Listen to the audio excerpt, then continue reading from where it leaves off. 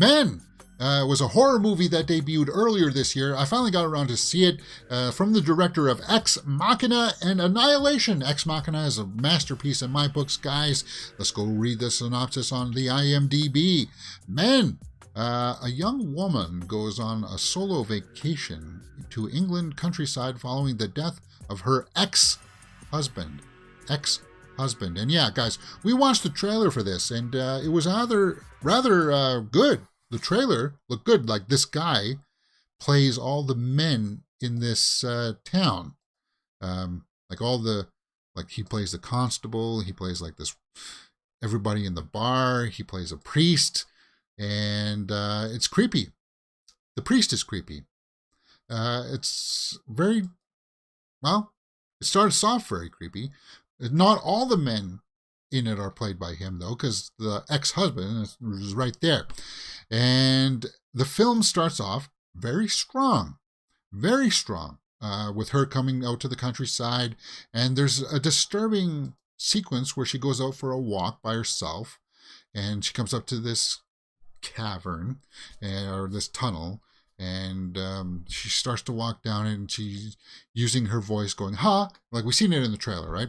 And then down at the end of the tunnel, somebody emerges from the shadows and starts to run towards her. That's very haunting. And you kind of get the feeling that that person is following her. Yeah, there we go. It actually shows it in this trailer. And then she loses her way back to the house. And she sees another guy standing there naked in the field. Full Monty, full display of male nudity in this one for sure. And it's quite a bit of male nudity. So if that's uncomfortable for you, then you're not going to like Men. The performances in it were good. But is it a good movie, guys? Is Men a good movie? No. In fact, this is Alex Garland's worst piece of... It's a metaphor. The entire movie's a metaphor for dealing with guilt and anxiety and the death of a loved one.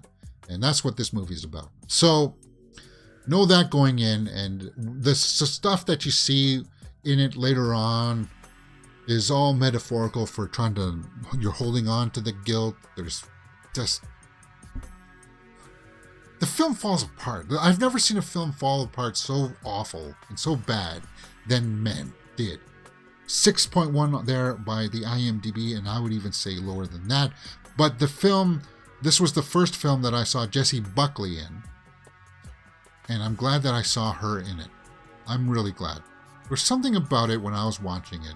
There's something familiar about her. I don't know what it is. It's kind of like feels like I've known her my entire life or something. Like she's like one of your high school friends. That's the way I felt. And this guy does a creepy job of playing all these other characters because he's got like a big nose as one of them. He's got weird teeth. But it just kind of falls flat towards the end where you just watch. There's a scene where something keeps on happening. The birth of something keeps on happening. And it just keeps on happening over and over again. It's kind of like, we just saw it once. Do we need to watch it again? It's a gross kind of thing. I know it's supposed to be a big metaphor, but it is a huge miss for me. At least I'll tell you it wrapped up rather quickly. And the CG work here on him when try to make him younger, to de-age him, that didn't look good. There's a reason why he had a mask there. I can't recommend this film. Alex Garland, huge swing and a miss for me for Men. Let's go over to the tomato meter and wrap this up. 68 by the critics, 39 by the audience, guys. Huge disappointment. One of the more disappointing genre films of the year for me, because as I said, Ex Machina I feel is a masterpiece. Oscar Isaac, Domhnall Gleeson, Alicia Vikander, put Alicia Vikander on the map for a lot of people, and he delivers us this, and the ending scene is just, all I want is your love. Terrible. I would agree with that. 3 out of 10 for Men. I'm sorry. I watch it for Jessie Buckley alone. Watch it for Jessie Buckley. It's an interesting kind of premise, but it doesn't amount to anything. Terrible. All right. That's my review for Men, guys. What do you think? Did you see it? Did you not like it as like me? My response to it, was it similar? Let me know in the comments below, and we will talk about it. Yeah. I'll see you next time on Mirror Domains.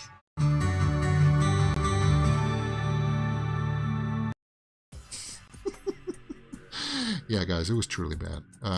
If you don't care about spoilers, there's like a man gives birth to a baby multiple times towards the end, where it's kind of like, okay, I get it. It's gross. It's a role reversal. You're making a statement about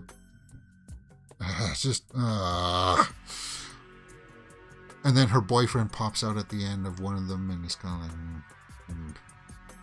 because the husband was like, you can't divorce me, I'm going to kill myself, and it's kind of like, she comes home one day and he's killed himself, and it's kind of like she feels guilty about it.